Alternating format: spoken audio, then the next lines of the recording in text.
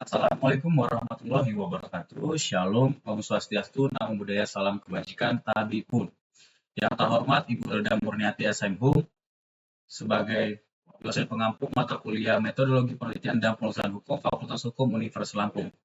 Sebelumnya izin memperkenalkan diri, nama saya Fernando Stianto Saragi dengan NPM 2212 011708. Di sini saya akan memaparkan hasil proposal penelitian saya dengan judul Analisis Alternatif Penyelesaian Sengketa Medis melalui Mediasi berdasarkan Undang-Undang Kesehatan Nomor 17 Tahun 2023. Baik, latar belakang. Kesehatan merupakan hak dasar manusia menjadi prioritas utama bagi setiap negara. Pemerintah memiliki tanggung jawab untuk menjamin layanan kesehatan yang aman, bermutu dan terjangkau, serta bertanggung jawab sebagaimana diamanatkan dalam pasal 28H ayat 1 Konstitusi Negara kita Undang-Undang Dasar 1945 dan Undang-Undang Nomor 17 Tahun 2023 tentang kesehatan. Hubungan berbicara mengenai kesehatan tentu saja ada hubungan hukum antara dokter, rumah sakit, dan pasien yang diatur dalam Undang-Undang Nomor 29 Tahun 2004 tentang praktik kedokteran yang tidak terlepas dari potensi sengketa medis, terutama yang melibatkan dugaan malpraktik yang merugikan pasien seperti terjadinya luka, cacat, ataupun kematian. Penyelesaian sengketa medis dapat dilakukan melalui dua jalur, yaitu jalur litigasi maupun non-litigasi. Jalur litigasi sering dianggap kurang efisien karena memakan waktu yang lama, biaya yang tinggi, dan menghasilkan keputusan yang cenderung berpihak pada salah satu pihak. Sebaliknya, penyelesaian non-litigasi melalui mediasi menawarkan pendekatan yang lebih fleksibel, efisien, dan mampu menghasilkan solusi yang menguntungkan kedua belah pihak. Undang-Undang Kesehatan Nomor 17 Tahun 2003 memberikan penguatan terhadap mediasi sebagai langkah awal penyelesaian sengketa medis. Undang-undang ini mengatur prosedur yang lebih transparan, akuntabel, dan memberikan perlindungan hukum bagi pasien serta tenaga medis. Pendekatan mediasi ini diharapkan dapat menyelesaikan konflik secara damai, mengurangi dampak emosional dan finansial bagi para pihak, serta mendukung peningkatan kualitas layanan kesehatan di Indonesia. Adapun rumusan masalah yang dapat diambil dari latar belakang tersebut yaitu bagaimana pengaturan alternatif penyelesaian sengketa medis melalui mediasi berdasarkan Undang-Undang Kesehatan. Yang kedua, bagaimana kedudukan hukum mediasi sebagai alternatif penyelesaian sengketa medis dalam Undang-Undang Kesehatan. Yang ketiga, bagaimana efektivitas alternatif penyelesaian sengketa medis melalui mediasi berdasarkan Undang-Undang Kesehatan. Adapun tujuan penelitian yang pertama adalah menganalisis pengaturan hukum mengenai alternatif penyelesaian sengketa medis melalui mediasi. Yang kedua, menganalisis kedudukan hukum mediasi sebagai alternatif penyelesaian sengketa medis dalam Undang-Undang Kesehatan Nomor 17 Tahun 2023. Yang ketiga, untuk mengidentifikasi efektivitas alternatif penyelesaian sengketa medis melalui mediasi berdasarkan Undang-Undang Kesehatan Nomor 17 Tahun 2023. Kemudian lanjut pengertian sengketa medis. Ini sudah masuk ke dalam tujuan pustaka. Sengketa medis adalah perselisihan yang terjadi antara pasien atau keluarganya dengan tenaga medis yang dianggap merugikan pasien atau fasilitas seperti dokter atau rumah sakit akibat tindakan medis yang dianggap merugikan pasien. Kerugian tersebut dapat berupa cedera, cacat, atau bahkan kematian yang seringkali diduga disebabkan oleh kesalahan, kelalaian, atau pelanggaran standar profesi medis atau biasa dikenal dengan malpraktik. Sengketa medis seringkali timbul akibat hasil yang kurang memuaskan dari pihak pelayanan medis. Kaitannya dalam kurangnya mendapatkan informasi, pemberian informasi yang salah sehingga dapat berdampak pada perbuatan atau tindakan medis yang dilakukan oleh tenaga kesehatan, serta kelalaian yang timbul akibat tenaga medis itu sendiri. Menurut pasal 66 ayat 1 Undang-Undang tentang praktik kedokteran, sengketa medis timbul akibat adanya dugaan kelalaian dokter atau tenaga kesehatan saat menjalankan praktik kedokteran.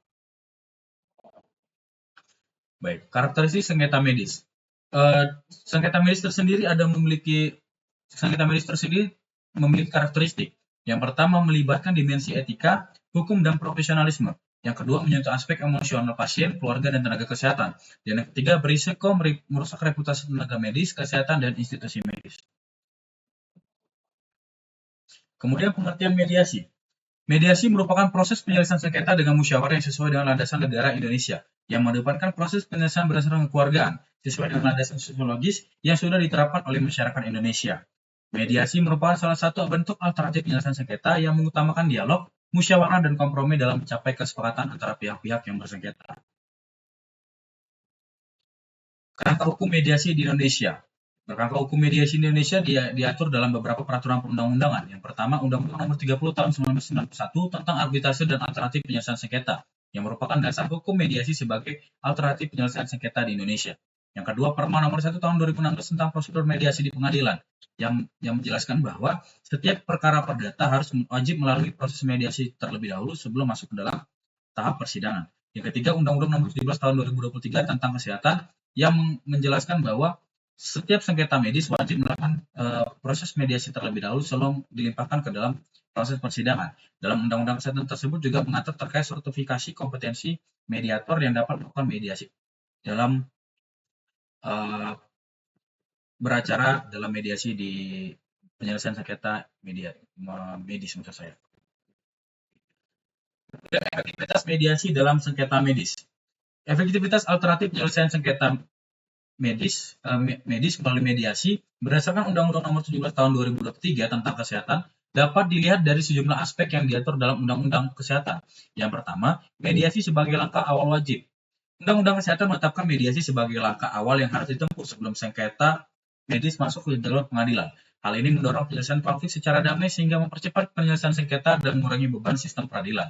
Kemudian prosedur yang transparansi dan akuntabel. Undang-Undang Kesehatan memperkenalkan prosedur mediasi yang terstandarisasi sehingga menciptakan kepercayaan pada proses penyelesaian sengketa. Transparansi dan akuntabilitas menjamin bahwa mediasi dilakukan secara adil tanpa keberpihakan. Kemudian yang ketiga, perlindungan hukum untuk semua pihak, baik pasien, tenaga medis, dan fasilitas kesehatan mendapatkan perlindungan hukum yang jelas dalam proses mediasi. Hal ini mengurangi kekhawatiran terhadap potensi penyalahgunaan proses atau hasil mediasi. Yang keempat, efisiensi waktu dan biaya. Dengan prioritas pada mediasi, penyelesaian sengketa dapat dilakukan lebih cepat dengan biaya lebih rendah dibandingkan proses litigasi di pengadilan. Hal ini menciptakan akses keadilan yang lebih mudah bagi pasien dan tenaga medis. Kemudian kelima, penyelesaian yang bersifat win-win solution. Mediasi memungkinkan kedua belah pihak untuk mencapai kesepakatan bersama yang saling menguntungkan dibandingkan dengan putusan pengadilan yang bersifat menang dan kalah. Ini membantu mengurangi dampak emosional dan memperbaiki hubungan antara pasien dan juga tenaga medis. Kemudian yang keenam, peningkatan komunikasi antara pihak. Undang-Undang Kesehatan mengatur mediasi sebagai ruang untuk dialog terbuka yang mendorong pemahaman lebih baik antara pasien dan tenaga medis. Hal ini seringkali mencegah sengketa bereskalasi menjadi konflik hukum yang lebih besar dan berkepanjangan. Kemudian yang ketujuh, fokus pada pemulihan. Proses mediasi dalam kerangka Undang-Undang Kesehatan tidak hanya berfokus pada penyelesaian sengketa, tapi juga mendorong langkah-langkah pemulihan bagi pasien yang dirugikan, baik secara medis maupun finansial.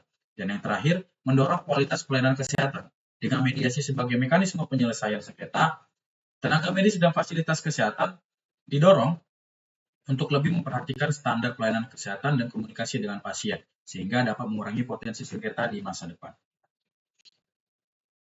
Kemudian kerangka berpikir yang mendasari saya dalam menyusun proposal ini dimulai dari sengketa medis, kemudian turun menjadi penyelesaian sengketa medis, kemudian yang penyelesaian sengketa medis itu dibagi menjadi dua, litigasi dan mitigasi, kemudian saya ambil yang melalui non mitigasi dan ditemukan bahwa mediasi sebagai alternatif penyelesaian sengketa medis. Kemudian kerangka hukum mediasi sebagai alternatif penyelesaian sengketa medis, kemudian analisis mediasi dalam Undang-Undang Kesehatan dan penyelesaian sengketa medis melalui mediasi berdasarkan Undang-Undang Kesehatan sehingga mendapatkan hasil yang berupa efektivitas mediasi dalam penyelesaian sengketa medis berdasarkan Undang-Undang Kesehatan. Kemudian kita masuk ke dalam metode penelitian. Jenis penelitian ini adalah penelitian hukum normatif yang hanya menggunakan data sekunder sebagai data untuk melakukan penelitian. Tipe penelitian ini adalah penelitian kajian komprehensif analitis terhadap bahan-bahan hukum primer dan bahan-bahan hukum sekunder. Hasil kajian nantinya akan dipaparkan secara lengkap, rinci, jelas, dan sistematis sebagai karya ilmiah. Dikarenakan penelitian ini termasuk dalam penelitian hukum normatif, maka pendekatan masalah dalam penelitian ini adalah pendekatan normatif analitis. Kemudian, data dan sumber data yang diperoleh karena penelitian ini tergolong penelitian hukum normatif, maka data yang diperlukan hanya data sekunder. Kemudian sumber data yang diperlukan adalah bersumber dari bahan hukum primer, dari sumber primer yaitu perundang-undangan yang relevan. Selain itu dari bahan hukum sekunder juga ada dari buku literatur ilmu hukum dan juga buku-buku yang relevan dengan rumusan masalah serta tulisan-tulisan hukum dan tulisan-tulisan yang relevan dengan rumusan masalah.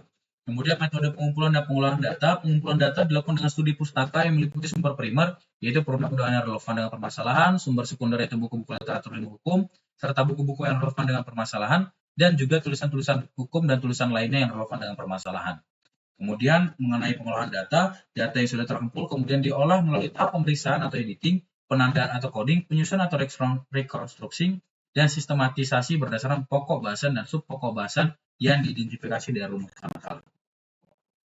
Kemudian yang terakhir ada analisis data. Bahan hukum atau data hasil pengolahan tersebut dianalisis secara kualitatif dan kemudian dilakukan pembahasan.